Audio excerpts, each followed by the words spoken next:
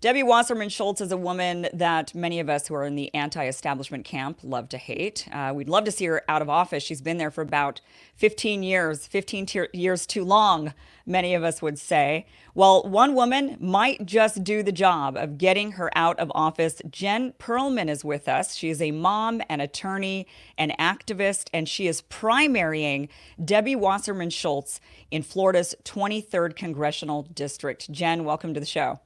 Thank you so much for having me on. Well, first of all, a lot of people don't know who Debbie Wasserman Schultz is and what the problem is with her and why she should be ousted from office during this primary. Because you're a Democrat, she's a Democrat. Who is she, first of all? Maybe you can tell us, who is she and what is the problem with her? Debbie is a career politician. Debbie came right out of graduate school at the University of Florida and went straight into the Florida legislature. She has been my representative in the state and then as a congresswoman for, I want to say like 20 something years, really. I mean, she's been there. She's never done anything else. She takes all corporate money, and not just corporate money, but if you were to make a list of the worst possible, most nefarious doers to take money from, that's her donor list. And she's very out of touch. And there's all these things. Now, most people know her from 2016. She was the chair of the DNC. She was asked to resign in the wake of, basically the Bernie cheating Hillary fiasco. That's what she's mostly known for. But it's a lot more than that. It's really about the out of touch and whether or not, and the truth is, I don't know whether it's just, maybe she is just an out of touch person. I really don't know. But the appearance of impropriety with her is suffocating. Yeah. That's really the biggest problem. So who are some of her big donors that you would say are just, this is just disgusting. She's taking money from these people and then claiming to represent the working class and the people of color. And yeah, one of her biggest donors is Big Sugar. And for people that don't know about Big Sugar in the state of Florida, that's one of our largest industrial polluters and with their industrial agriculture. And they are largely responsible for the toxic blue-green algae that has infested our inland waters and the red tide that we've had on the coast. Both are naturally occurring situations, but it is exacerbated by the toxic algae blooms that come from the runoff of their industrial waste. So that is one of her biggest donors. She also takes money from payday lenders. She takes money from for-profit prisons. She takes money from NextEra Energy, which is Florida Power and Light, which is, essentially, I mean, I don't think I could think of anybody other than the NRA. I can't think of somebody that we would be like, oh, she takes money from a lot of her money comes from law firms and private partnerships and stuff. Who knows what that is? But she does take money from the alcohol industry. And that is one of the reasons I think she is very anti-legalization of marijuana. She still refers to marijuana as a gateway drug. oh, wow. Well, she's so progressive, isn't she? She's So, like, but I right. don't know if she really thinks that, or is it just because she's Right. on the payroll? And really, I don't care. Right. Yeah. And in that case, it doesn't really matter because, No. if you have, for one, opinions can be bought. And even if she maybe deep down, if she wasn't taking any money, even if she did think that, marijuana should be legalized and that she should care more for the environment and things like that, even if she cared about that personally, those big donors have a real great way and a real enticing way of changing your mind. Everybody's got a persuasive argument, and it's particularly persuasive when there's money attached. Yeah. And that is the big problem with taking big money is just the fact that these donors can come along and, people don't want to piss off their donors. They don't want to piss off who's buttering their bread, and they want to keep those people happy. And that is the big problem with taking big money. And that's the big problem with money in politics in general that so many of us are absolutely disgusted with. Money in politics is the number one Problem. issue. Yes, it's the number one problem. It has Nothing to can get change. fixed until we do that. Nothing. Right, right. And we can't even have honest conversations with each other. Even if we disagree, we can't even come to the table and have a real logical discussion that says, well, point A, point B, all of these different things when there's all of this money that's in play. And so it's harming all of us, no matter which side of the aisle we sit on, no matter what our viewpoints might be. We're not even being heard. Our representatives are bought off by corporations. That's who owns them. They're not working for the American people. They're working for the corporations, and many times international corporations who take money from foreign governments. And so you've got these people in Congress who are not only working for American corporations, but they're, without them really fully understanding, they're working for foreign governments as well. So that is a huge, huge problem. So yeah, there's a lot of scandal around Debbie Wasserman Schultz, of course, during the time of cheating Bernie Sanders in 2016, feeding Hillary Clinton questions, debate questions on CNN. It was even more than that, as far as if you want to look at it just from how she managed the DNC, because when she was in charge of the DNC, they essentially went bankrupt. They lost more than 1,000 seats around the country in governor's offices and all around. So she really mismanaged the DNC, regardless of the cheating. Well, and just helping the party go in a direction that's not for the American people. It's no longer a party for the people. It's not a party for workers. It's not a party. They have moved to the right. They have allowed themselves to be pulled to the right by big money interests. And they are just another, we really are living in a country with one party. That's what I say. When people ask me my opinion about the third party, I always say I'd settle for two. If we had a Labor Party, you can't have a functioning capitalist society without a Labor Party. Right, like that's exactly. just not going to work. So the two parties are not really, and we know that. Right. So a third party. Yeah, that would be good, but if we just it's not really a third. Yeah, it's you're right. It's really absolutely. I mean, it is. We need a Labor Party. We need a party that's going to actually represent the working class in America. And right now we have two parties that are working on behalf of the corporations, and a lot of it has to do with how campaigns are funded. So I think most of us know, and those who don't know, that Debbie Wasserman Schultz is somebody that has very much been on the shit list for a lot of us for a long time. She's definitely somebody we'd like to see out of office. So let's talk about your campaign and what you're doing. So I would assume you're not taking big money. No, we take no corporate money, no corporate PAC money. We're all individual, small dollar donations. I think my average donation is something like $24 or something. Okay, excellent. And when it comes to platform, actual policy differences between you and Debbie Wasserman Schultz, because, unfortunately, there's a lot of people out there who just don't care about the money aspect of it. They're not really fully aware of how corrupting it is in our political force. Sure. They're kind of living their regular lives, and they're watching TV a little bit here and there with the news, and then they go and they cast their ballot, and they're not as engaged as you and I are. So they're just going to look at policy, right? At positions. What would you say your big differences are between you and her? Everything. The only two things we agree on, the only two things that she and I really agree on are pro-choice and sensible gun regulations. I support single-payer healthcare. I support Medicare for all. It's a litmus test. It's not even negotiable to me. She doesn't support that.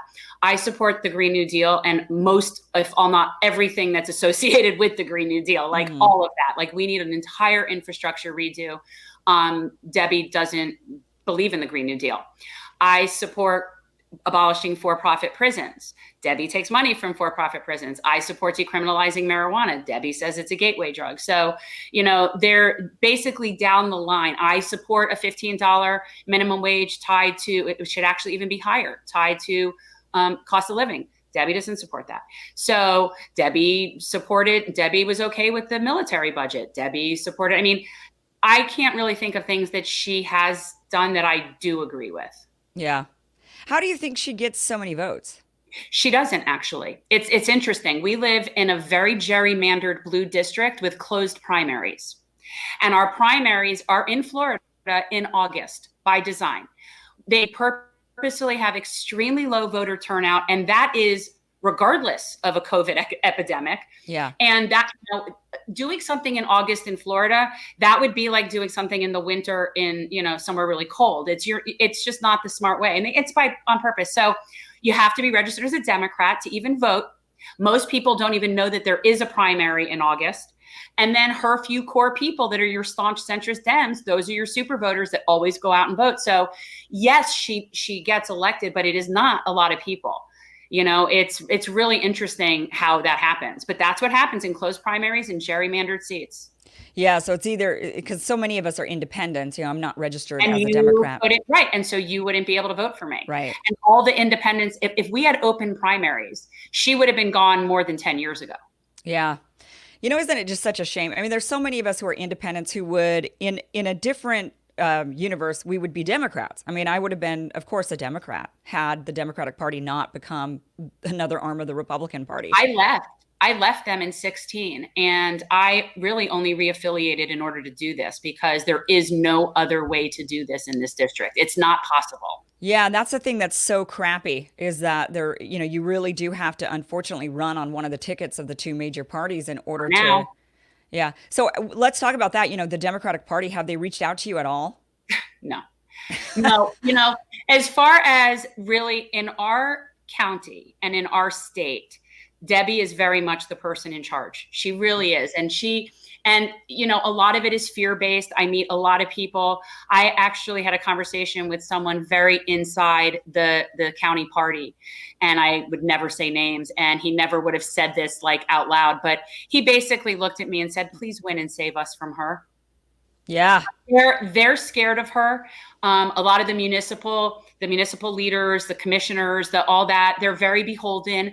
A lot of them really like me. Like, I wouldn't swear that everyone necessarily is going to vote for her, but they're sure not going to publicly say anything about me. Yeah. So your primary is in August 18th. And so the Democratic Party, so they've done nothing to support you. No. Have they done anything to smear you?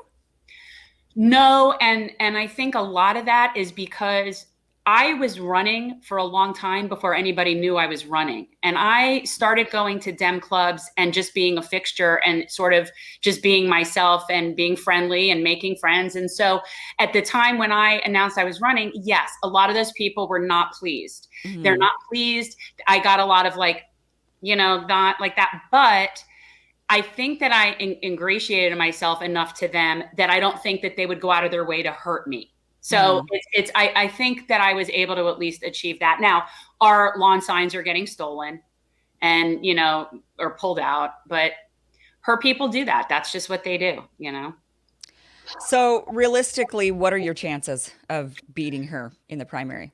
If we had a fair election, and I trusted my election, and I trusted that absentee ballots didn't end up in the trunks of cars and, all the nonsense and the suppression and the broken machines. Like, if I really trusted the system and it was a fair fight, I'd like my odds a lot. I think that while she has a core group of supporters, a lot of her support, it's a mile wide and an inch deep. And a lot of the people are just waiting for a better alternative. And there is a sizable amount of her demographic that she pulls, which are your older Jewish voters. And there is a need for them, that they feel there's a comfort for them in voting for someone that is Jewish. That's just the reality that we live in here. It just is. Are you Jewish? I am. And I am from North Miami Beach. So I'm a second generation native Jew to this area. I was born in this district. So then you have a good chance, maybe. She can't play that card with right. me. Right, good. So she and I are 1 degree removed. She goes to the same JCC I go to. She knows the same synagogue people I do. And so a lot of those people that maybe would only support someone they're familiar with, now there's another option. And then you add into it all the people that she could never reach. The high school kids, they can't stand her. Right. The college kids, all of the climate activists don't like her. And then also very disenfranchised Black and brown communities that I know through criminal justice activism. And there's people in those communities that would normally not even participate if not for wanting to support someone who wants to help them. Mm-hmm. So you guys haven't had your primary at all. So you guys didn't have a chance to even vote for, Bernie or... No, we had our presidential. Presidential primary was March. And we actually were one of the states that shouldn't have been allowed to vote, but did. Okay. And how did your district do? Who did they go for? Biden, and that's to be expected. Unfortunately, we're a Biden blue, not a Bernie blue. Okay. But again, that goes to the same demographic. And also, Bernie, in my opinion, in a lot of places, specifically these types of districts, he really didn't help himself when he declared himself a democratic socialist. Right. And he isn't even a democratic socialist. Right. And when he first did that, I didn't like it at the time. And I even remember thinking him coming out and really saying that that's not going to play well. And it doesn't here. Yeah, he And made a lot of mistakes this time around, for sure. He kind of went in a direction that, you know, I think what he did, I honestly, when I look and I kind of assess it, I think he let Alexandria Ocasio-Cortez and her platform and her strategy sort of dictate his a little bit too much.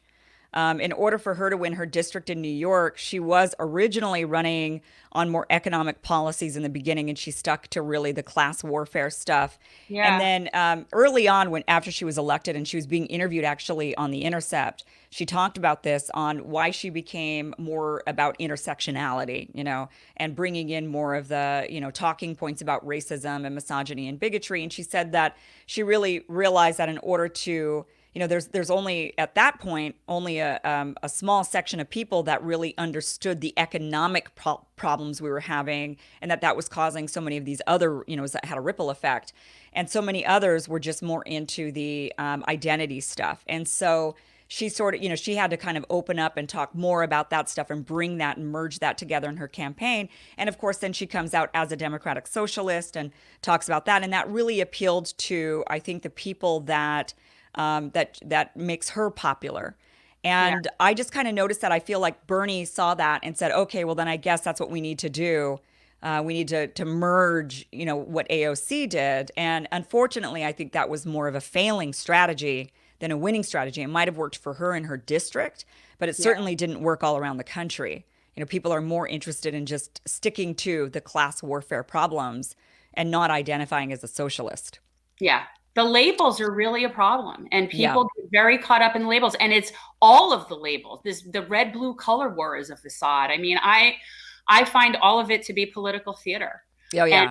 And yet nothing is getting done. That's the thing. And everybody's sitting there fighting and nothing's getting done. And it's just it's a farce. Yeah. I think in order to get people to understand why Debbie Wasserman Schultz needs to get out of there, for those that aren't familiar with her, all we have to say is Hillary Clinton. Yeah. You know? So you say, look, she's like a mini Hillary Clinton. She hitched her coattails to Hillary. I mean, I totally really believe that Debbie thought she would get like a nice cabinet appointment. Like she would, can you imagine her as Secretary of State? We really believe that that's what she was planning. And, you know, it's unfortunate that that's what we've been stuck with for this many years, but it's just, we've got to move on from this. Like, it's the neoliberalism is not working. So let's say you do, you know, you pull this off and you're able to primary her. I mean, stranger things have happened for sure. I mean, you have a chance of doing this. So if you do this, one of the big problems that I've found is that a lot of times when progressives end up getting elected and they go off to Congress, there seems to be a tendency for them to start sliding in towards the establishment. You know, they start to merge in with the establishment. They start to say, you know, we need to make friends. We need to keep, you know, we need to be one. We need to unify. But unfortunately, unifying means you just get absorbed by the establishment. How would you protect yourself from that? There's a few things about that, you know, and it's something that I realized, like, we all kind of have been learning since 16 about that we have to elect candidates that aren't corporate candidates. But there's this other element too, and we need to elect candidates that don't want this as a career. We need to elect candidates that see this as a term of service, because that's what it's supposed to be. So when you get somebody into office, even if they're not taking corporate money, but if this is what they want to do for a career, they're going to make decisions and choices that are going to better their career in lieu of what they need to do for their constituents, right? Yeah. So I am someone that not only doesn't take corporate money, but this is by no means a career move for me. I've never wanted this as a career. I am an attorney, wannabe artist. I want to live in the mountains and have chickens and bees and goats. This is a term of service. This is to get the corporate money out. My goal, and I also support term limits. My goal would be to mentor young people in coming into this job. And we should all be asking ourselves why our employees in Congress aren't doing that. Why aren't they mentoring young people coming up and wanting to take active roles in the governance? Why do we need people that are 80 years old governing people that are now coming out of college? Mm-hmm. It's ridiculous. It really is. So you never know what goes on behind closed doors, and everybody has their song and their dance, but I can't be bought. And I have no desire to be sitting there for any longer than I absolutely have to. And that really, and my campaign manager will probably kill me for this, but for me, as soon as there would be somebody progressive who really wanted to take this on, who was young and had a lot of energy, I'd be all for it. So that's So just you would start the grooming. So you would get in there, you would do your I want to keep my campaign. We're doing this thing called Gen Core. I'm a volunteer campaign. We started that months ago, long before COVID. We do food distributions, veterans nursing homes, park cleanup. I have Gen Core volunteers. We're out asking, how can we help you? I've been running a service campaign for more than 8 months. So for me, win or lose, I'm going to keep that going. Might need to change the name. I don't know the logistics of how, but ask yourself, why aren't your representatives having people out serving the community? Yeah. Why aren't they inspiring that many volunteers? I've got like 100. So why are they not doing that? Right. So for me, it really is a service. And, these people, but with that, here's the caveat. When you go in there with that mentality and you're not there to make friends, you have to accept a certain level of impotence is going to come with that, and a certain level of being, you don't get the choice committees. You don't get when you're not making friends, you're also somewhat stymied. And to me, I'm okay with that because I'm not going there to make friends, and I have no problem being transparent with people and saying, look, this is what we think we should do. What do you think? I want my constituents to weigh in. I think they should be having a running tab on important legislation on, my social media saying this is what we think. Yeah. But it's as long as you're transparent and you're clear. Look, when you're truthful and you speak truth to power, you lose a certain amount of power, because you're not playing the game, and you just have to accept that that's going to be part of it when you're not playing the popular game. And I think people like that about me. So we'll see. So what can we do to help you? What do you need? We need volunteers. We are now, because of COVID, we're stuck home. We can't canvass. Everything is phone banking and text banking. Everybody can sign up at gen2020.com. And we need donations. We're very hand to mouth. We are very small grassroots. We're doing okay, but nowhere near that where we need to be going into the fourth quarter. So we generally love 23 for 23. We say $23 for District 23. We'd love it monthly, especially since we're coming into the fourth quarter. But if somebody out there wants to max out and send us a check for $2,800, we take those too. So we just need all sorts of help. We need people to follow us on social media. That helps too. Okay. Well, good luck, Jen. I think that, unfortunately, most of us cannot vote in your district. It's true. But you can spread the word, and, yeah. It helps a lot. It helps a lot. All right. So it's gen2020.com. That's where people can go to donate to your campaign, sign up to volunteer, help out in any way. And Twitter, GenFL23. Okay. And Facebook, we're Gen2020. All right. I will put those links down below. Thank you so much for joining us. And thank you so much.